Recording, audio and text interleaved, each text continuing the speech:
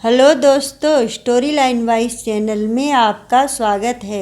आज की हमारी कहानी है बहू की खुशियों से जलन होती है, जो कनार शर्मा जी द्वारा लिखित कहानी है। बहू, कल मैं तुम्हारे पापा जी के साथ गिरिराज जी की परिक्रमा के लिए जा रही हूँ।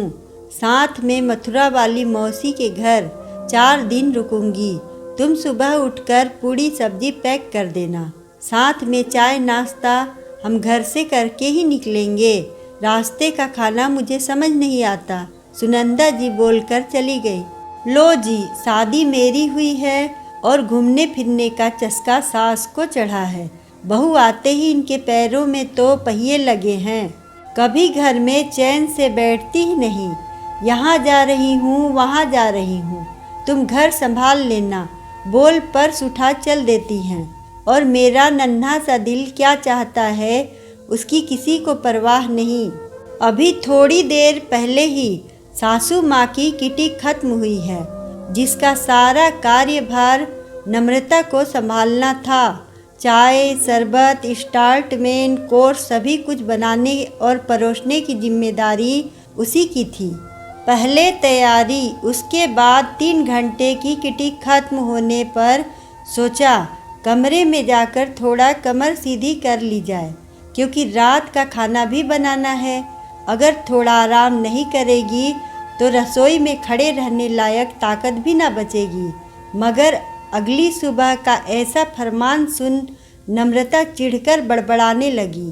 किसी ने सही कहा है, सास बनते ही औरत अपनी बहू से जलने लगती है। सबसे पहले तो उसे डर होता है कहीं बेटा न छिन जाए, इसलिए बेटे बहू की दूरी बनी रहे। उसके लिए 1000 पैतरे अपनाती है, तरह तरह की रीति रिवाज पूजा पाठ में उलझा देती है। नई नवेली दुल्हन के हर सपने में आग लगा देती है। आखिर क्यों? क्योंकि उसकी सास ने भी यही किया होता है, और उसकी सास की सास ने भी। परंपरा बरसों से चली आ रही है। सास को बहू से जलन होती है, उस जलन से वो बहू का संसार जला देती है। मगर मैं ऐसा नहीं होने दूंगी। 6 महीने से देख रही हूँ, सासू जी का घर गृहस्थी की सारी जिम्मेदारी छोड़ घूमना फिरना, बात बात पर एहसास कराना, हमने तो ये कभी किया नहीं। हमारी इच्छाएं तो कभी पूरी हुई नहीं। अगर उनके साथ ऐसा हुआ तो क्या करूं? आपकी इच्छा पूरी नहीं हो पाई तो अब मैं अपनी इच्छाओं का गला घोट दूं क्या? सास बहू अपनी अपनी इच्छाएं अपने अपने हिसाब से पूरी नहीं कर सकती। हर बार बहू के त्याग से ही सास अपने ख्वाब क्यों पूरा करना चाहती है? यही सब सोच गुस्से से अपने पति रोहन को फोन लगाती है। हेलो जाने मन, कैसी हो? कल रात तुमने फ़ोन उठाया ही नहीं। फिर मैंने सोचा थक गई होगी, इसलिए फ़ोन रख दिया। लगता है अब फुर्सत मिल गई आपको हमसे बात करने की। बड़े ही रुमानी अंदाज में बोला। अगर फ़ोन पर ही हम दोनों की ज़िंदगी बितानी थी तो अच्छा होता। हम अपने अपने आईफोन से शादी कर लेते, हरदम साथ तो रहती। मगर मेरी किस्मत तो फ़ोन से भी बुरी है। फालतू बातें छोड़ो, आप कब आ रहे हैं ये बताओ। 15 दिन हो गए, आपकी कोई खबर नहीं। हाँ, अगर दूसरी मिल गई हो तो मुझे साफ साफ बता दीजिए, मैं भी तलाक लेकर चलती बनूं और दूसरा ढूंढ लूं। नम्रता, तुम्हारा दिमाग खराब है या भांग खाली है? किस तरीके से मुझसे बात कर रही हो? सही तरीके से बात कर रही हूँ। इससे पहले मूर्ख बनी बैठी थी, जो प्यार लिहाज से आपकी और आपकी माँ की हर बात मान रही थी। रोहन, शादी को 6 महीने हो गए हैं। थक गई हूँ मैं रिश्तेदारों पड़ोसन की आव भगत करते करते।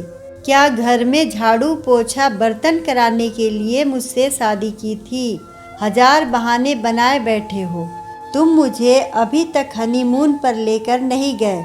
अब की बार आओगे तो मैं तुम्हारे साथ ही चलूँगी, फिर हम हनीमून पर जाएंगे।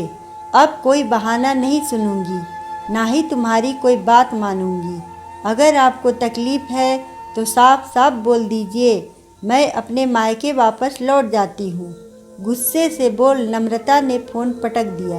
नम्रता का गुस्सा होना जायज़ था, ये बात रोहन अच्छे से जानता है, मगर अपनी माँ के सामने कुछ बोल नहीं पा रहा है। मगर अब नम्रता की बातें सुन उसे एहसास हो रहा है, अगर उसने जल्दी कुछ नहीं किया तो बहुत बड़ा बवाल हो जाएगा।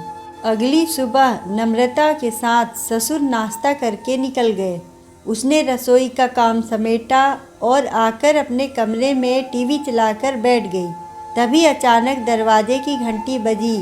दूध वाला, पेपर वाला, काम वाली सब तो आकर चले गए। अब कमबख्त कौन आया है जो चैन से 1 मिनट बैठने नहीं देगा। चिड़चिड़ाते हुए उसने दरवाज़ा खोला। देखा तो रोहन सुंदर सा गुलाब का गुलदस्ता लिए सामने खड़ा था। अरे आप यहाँ अचानक कैसे? अब दरवाजे पर खड़े खड़े ही सारे सवाल जवाब कर लोगी? आए बंदे को घर के अंदर आने की इजाज़त भी दोगी? बोल दोनों अंदर आ जाते हैं। अब तो बताइए अचानक कैसे आना हुआ? लगता है तुम भूल गई हो कि ये मेरा भी घर है। मेरी मर्जी से मैं चला आया। रोहन लापरवाही से बोल अपने कमरे में चला गया। नम्रता पहले से ही बहुत गुस्से में थी, तेजी से कमरे की ओर गई। मुझे आपका कुछ समझ में नहीं आता, अभी इतने दिनों से गायब थे, अब अचानक बिन बताए आ गए। आखिर आप चाहते क्या हैं? क्यों मुझे इतना परेशान कर रखा है? कहते हुए रोने लगी। हे भगवान, सोचा था अपनी पत्नी के गुस्से को सरप्राइज देकर शांत करूँगा, मगर इन्होंने तो गंगा जमुना बहा दी। अरे भाई, कल रात को तुमने इतना डांटा था, इसलिए सुबह की गाड़ी पकड़ सीधा यहाँ तुम्हारे पास आ गया और तुम रोने में वक्त बिता रही हो। ये नहीं कि 1 कप चाय पिला दो। थोड़ी देर बाद नम्रता चाय नाश्ता लेकर कमरे में आई तो देखा रोहन फ़ोन पर बात कर रहे थे। लो माँ, अपनी बहू से बात करो। नम्रता बहू, मुझे पता था तुम अकेले कैसे रह पाओगी, इसलिए रोहन का टिकट मैंने पहले ही बनवा दिया था। देखो हमारे निकलते ही वो पहुंच गया। अब तुम दोनों आराम से कुछ वक्त साथ बिताओ। तुम घर और वो नौकरी की वजह से अलग अलग रह रहे हो, मुझे बिल्कुल अच्छा नहीं लगता, इसलिए मेरे लौटते ही तुम दोनों को साथ में दिल्ली जाना है, उसकी तैयारी कर लेना। मुझे माफ़ कर दीजिए मम्मी, मुझे लगा आपको। नम्रता को अपनी कही बातों पर बहुत शर्मिंदगी महसूस हो रही थी। क्या लगा मुझे बहू की खुशियों से जलन होती है? मैं कल शाम को रोहन के बारे में बताने आ ही रही थी, तब दरवाजे से सब सुन लिया था मैंने। बेटा, ऐसा नहीं है, मुझे अच्छे से पता है मेरी बहू का दिल क्या चाहता है, बल्कि मैं तो खुद मौके की तलाश में थी कि कब तुम दोनों को साथ भेज दूं। मगर बीच में होली, उसके बाद गणगौर पूजा, राम नवमी, फिर दादी सास के लिए गांव जाना पड़ा। अब मेरी बहन की तबीयत ठीक नहीं है, कुछ न कुछ परेशानियां आ रही थी, मगर अब बस बहुत हुआ। कुछ भी हो, तुम दोनों की खुशियों की बलि देकर मैं खुश नहीं रह सकती। अब चलो, मुझसे ही बात करती रहोगी क्या?